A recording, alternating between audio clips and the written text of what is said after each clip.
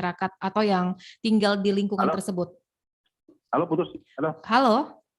Ya, Baik. kurang keras. Pak Hedli, kalau misalnya dari dampak lingkungan sendiri, selain kebakaran, apa yang dirasakan masyarakat yang tinggal di kawasan sumur ilegal tersebut? Dampak lingkungannya. Halo, halo. Halo? Ya, ini kurang keras ya? Sekarang kedengeran, Pak? Ya, masih kurang keras. Halo? Suara saya. Suara Pak Hedli Nah, bagus. ini keras ini ya. Baik. Baik Pak Hedli, Putus halo. lagi.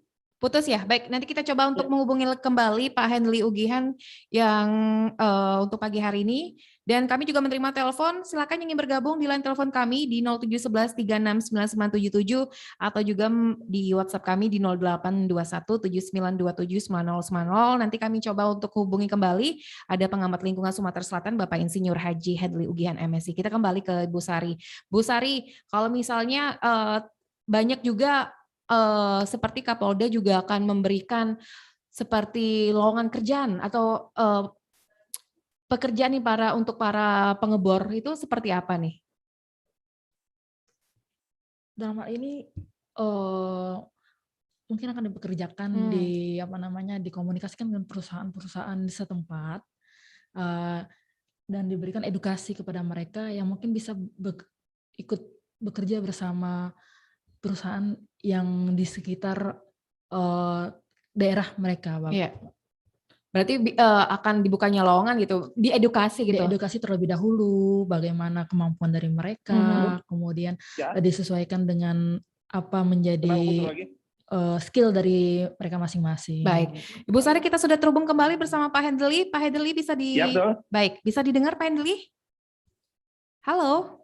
Ya bisa, tapi kurang keras. Baik, Pak Hedli, kalau misalnya dilihat dari dampak lingkungan, selain pencemaran atau juga kebakaran, apa yang dirasakan masyarakat yang tinggal di sekitar sumur ilegal tersebut? Iya, kalau kita bicara dampak lingkungan, ya tentu artinya sekali lagi yang keluar itu adalah ceceran ya, road oil ya, artinya hidrokarbon yang mengandung gas, yang mengandung minyak. Dan itu bagian daripada katakanlah unsur yang berbahaya. Yeah. Dalam arti kata, satu, dia mudah terbakar. Yang kedua, apabila dia bersentuhan dengan media lingkungan, kalau sungai itu bisa tercemar, artinya dalam arti kata lapisan minyak itu akan menghentikan kehidupan biota perairan. Kalau seandainya dia tercecer atau katakanlah mengalir ke lahan, maka lahan menjadi rusak atau tidak produktif karena mestinya. Nah itu yang kalau kita tinjau bagaimana dia apabila dilepas ke media lingkungan.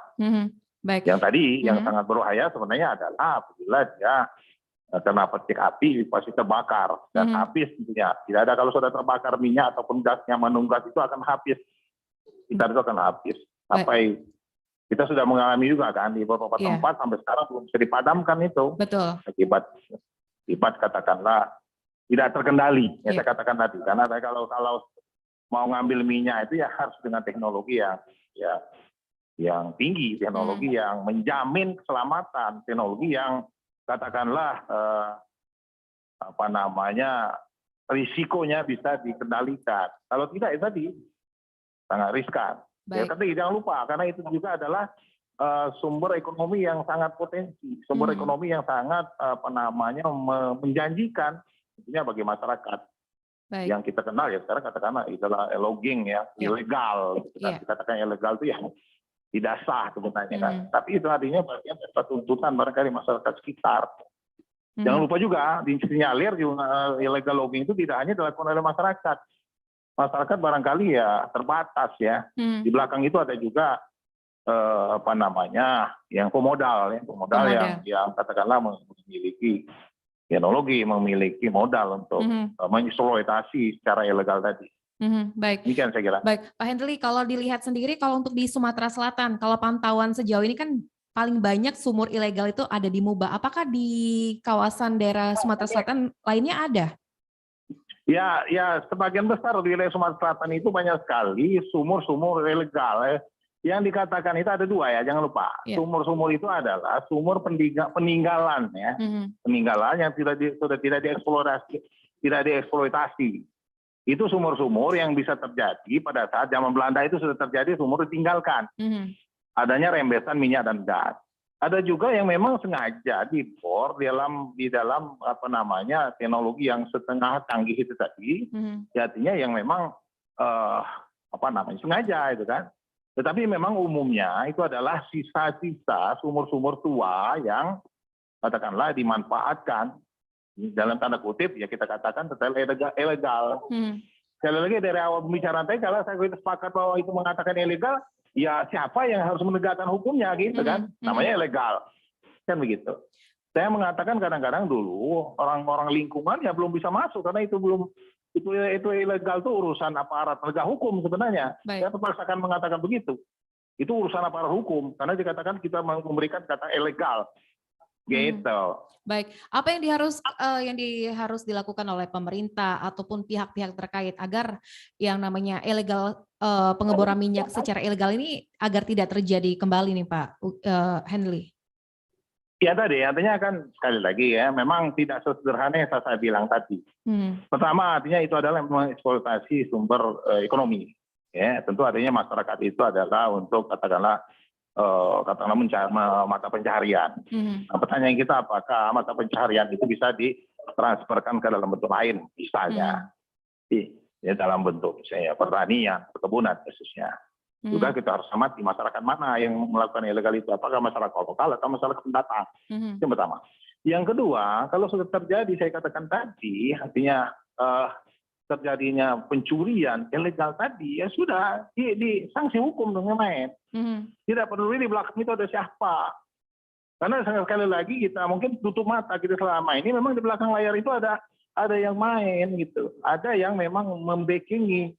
Mohon maaf ya, saya kira itu bukan suatu rahasia umum lagi. Kenapa masyarakat berani? Kalau masyarakat biasa itu nggak mungkin dia berani melaksanakan itu tanpa ada orang yang di belakang layarnya itu. Baik, terakhir. Nah ini tantangan kita semua sebenarnya. Sekali lagi ya, siapa yang bertugas? Karena kita ini sudah berbagi tugas kan. Siapa yang menegakkan hukum? Ya aparat penegak hukum dong. Masa dituntut kepada apa namanya yang bukan penegak hukum? Kan salah. Kan gitu. Baik. Kalau kita benar-benar sepakat dengan law enforcement sesuai ketentuan yang ada ya, saya kira kan katakan tadi. Tapi sungguh-sungguh jangan hanya sebentar, nanti ceritanya muncul lagi. Terbakar muncul lagi, heboh lagi, kan gitu. Saya sebenarnya tantangan bagi aparat hukum, lakukan dong penegakan hukum sekarang. Gitu. Baik Pak Henly, terima kasih atas waktunya bersama Pro 1 untuk pagi hari ini. Salam sehat. Baik, salam sehat selalu Pak Henly. Baik, terima kasih. Assalamualaikum. Waalaikumsalam warahmatullahi wabarakatuh. Tadi bersama pengamat lingkungan Sumatera Selatan, kita kembali ke Ibu Sari. Tadi membicarakan masalah hukum. Apakah memang hukumnya ini sudah tegas, sudah memang benar-benar bukan masyarakatnya saja atau pelakunya, tapi pemodalnya juga sudah diproses atau seperti apa? Dalam beberapa waktu lalu, kita juga tidak hanya melakukan penindakan hukum kepada pekerjanya saja, tetapi juga ada yang pemodal yang sudah kita lakukan penangkapan kayak gitu. Apalagi yang tapi itu membutuhkan proses ya Pak ya, tapi tetap kita lalui dan ada sudah yang kita lakukan penangkapan gitu. Kalau untuk sanksinya sendiri, kalau masalah hukum itu apa yang diberikan kepada para pelaku? Kalau menurut undang-undang, kita kan menggunakan pasal 40 angka 7 Undang-Undang Cipta Kerja. Dalam hal itu ancaman pidana penjaranya itu 6 tahun dan dendanya itu 60 miliar Mbak gitu. Jadi kita menerapkan pasal tersebut dalam berkas yang kita proses kayak gitu. Kemudian kembali ke kemudian kita melakukan tahap 1 dan diperiksa sama jaksanya kayak gitu. Nah, semua itu kembali ke jaksa apabila lengkap ya itu dinyatakan P21, kemudian dilakukan ya seperti sidang penangkapan sidang yang dilakukan oleh dan kemudian diberikan vonis itu kembalikan ke hakimnya. Baik, kalau sekarang ini paling banyak yang di masalah hukumnya masyarakat yang melakukan pengeboran minyak secara ilegal atau pemodalnya yang paling banyak diproses hukumnya? yang dalam beberapa waktu lalu kebanyakan yang pekerja ya Mbak ya. Para kayak pekerja. Gitu. Iya kayak gitu. Dikarenakan pada saat di lapangan yang kita temukan yaitu pekerjanya gitu. Tapi kita tetap melakukan pantauan terhadap pemodalnya dan kami lakukan beberapa penangkapan, Mbak. Baik, kita terima telepon dulu Bu Sari. Ada penelpon pagi hari ini yang ingin bergabung. Ada Pak Randy. Silakan Pak Randy. Halo Pak Randy. Selamat pagi, Yuk. Selamat pagi. Di sini ada Ibu AKP Sari Aprilia SH SIK. Silakan Pak Randy. Ya, selamat pagi, Bu Sari. Selamat pagi Pak Randy. Iya, seperti ini ya. Kan sepertinya kejadian yang elegan yang katakanlah memakan korbannya kan terulang-ulang seperti itu, Bu ya. Iya. Nah, itu kan gimana caranya supaya ke depannya tidak akan terjadi lagi seperti itu. Yang kedua, saya dengan itu, Bu ya. Katanya pihak gubernur itu kan tidak berwenang seperti itu. Itu gimana untuk ke depannya supaya kekuasaan dipegang oleh gubernur. Kan kalau dari pusat itu kan susah, kan jauh di Palembang, kan namanya Jakarta seperti itu. Iya. Iya. Saya kira itu aja, terima kasih ya. Baik, terima kasih Pak Randy. Mungkin pertanyaan yang pertama bisa dijawab Bu Sari. Oke, terima kasih Pak Randy untuk pertanyaannya. Saya mencoba untuk menjawab pertanyaan tersebut, yaitu bagaimana biar tidak akan terjadi lagi gitu. Ya seperti saya bilang tadi Mbak, ini menjadi tanggung jawab bersama. Kemudian selayaknya itu apabila ketika melakukan penambangan, itu kita harus mengetahui dulu kewajiban yang harus kita penuhi. Baik itu perizinannya, kemudian masalah edukasi yang seperti Bapak bilang tadi itu kan ada bilang menggunakan teknologi. Kemudian SKK Migas memberikan ada aturan-aturannya melakukan penambangan, tidak hanya serta-merta membuka, melakukan penambangan, itu akan berdampak yang lebih fatal, yaitu menyebabkan ledakan tersebut. Makanya dalam hal ini kita secara bersama-sama dari kami pihak Polri melakukan penegakan hukum, yang kemudian SKK Migas itu melakukan edukasi kepada masyarakat sendiri, terus pemerintah kabupaten atau pemerintah provinsi itu melakukan sosialisasi bahaya dari ataupun dampak yang mengakibatkan fatal bagi kita semua, terutama kerusakan lingkungan yang berdampak kepada anak cucu kita nanti. Baik.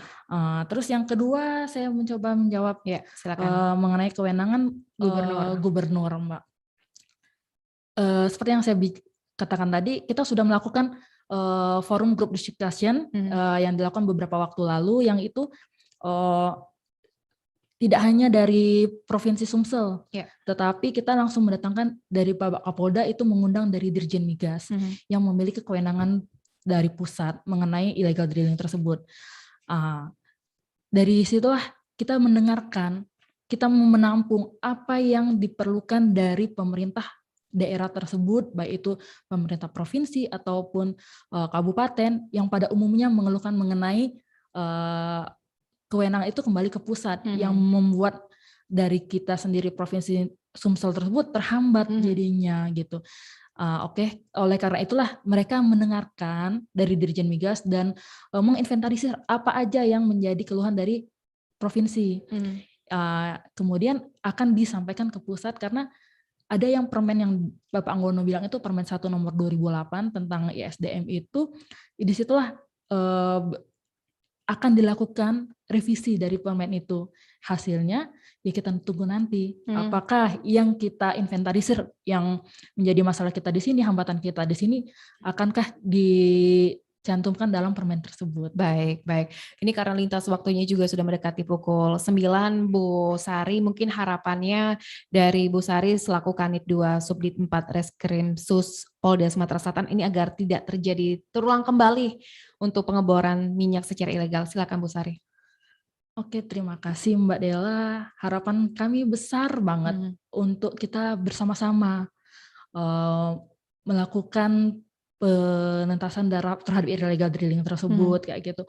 Jadi kita harus mengetahui kewajiban-kewajiban kita dan dampak yang akan diberikan. Kemudian tidak menutup kemungkinan dari kami penegak hukum, yaitu mensosialisasikan terus mengenai akibat yang ditimbulkan dan sanksi pidana yang diberikan apabila terjadi illegal drilling tersebut, yaitu kan ya ancaman hukumannya itu selama 6 tahun penjara 6 tahun. dan dendanya itu sebanyak 60 miliar. Wow, besar ya. Iya, karena kan kita tidak hanya batas kita aja untuk memanfaatkan lahan tersebut, tetapi kan anak cucu kita nanti, apabila terjadi kerusakan lingkungan, kebakaran, itu sangat berdampak kepada masa yang akan datang. Itu aja Mbak Della. Baik, terima kasih Bu Sari sudah bersedia hadir di Studio Persatu untuk pagi hari ini. Nanti kedepannya agar semoga saja kasus ini tidak terjadi terulang kembali ya Bu Sari ya. Amin. Baik pendengar, itulah tadi bersama Ibu AKP Sari Aprilia SH SIK, Kanit 2 Subdit 4 Reskrim Sus Polda Sumatera Selatan, dan tadi juga melalui via telepon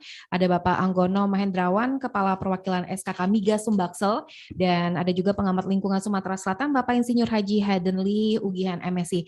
Dengan berakhirnya dialog pagi hari ini, maka berakhir juga untuk dialog lintas Palembang pagi edisi hari ini Kamis 11 November 2021.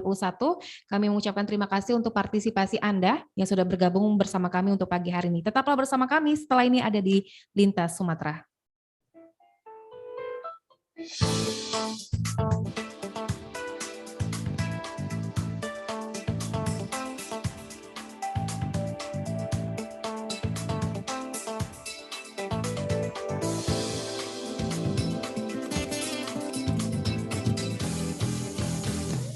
Kanal Inspirasi 01 RRI